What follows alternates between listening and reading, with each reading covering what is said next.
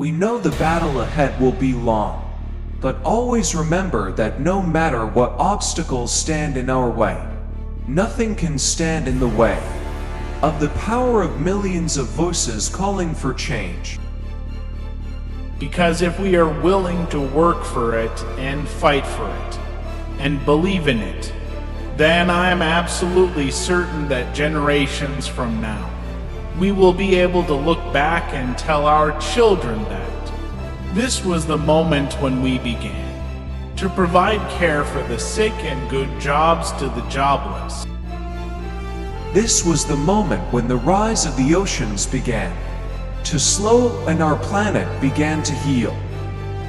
This was the moment when we ended a war and secured our nation and restored our image as the last, best hope on Earth. It may look dark tonight, but if I hold on to hope, tomorrow will be brighter. My powers of empathy, my ability to reach into another's heart, cannot penetrate the blank stares of those who would murder innocence with abstract, serene satisfaction.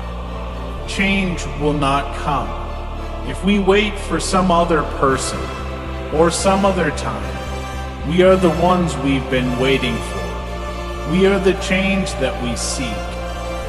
The background I had from my early childhood in Indonesia helped me get to know them and learn from them. And to me, Muslims are not to be looked upon as something strange. Change has never been quick. Change has never been simple or without controversy.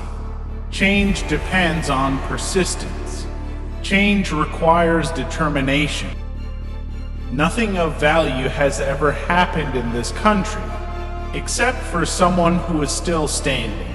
When people say to them, "You can't," and then responds with, "Yes, I can," a change is brought about because ordinary people do extraordinary things. If you're walking down the right path and you're willing to keep walking, eventually you'll make progress. We don't ask you to believe in our ability to bring change, rather, we ask you to believe in yours.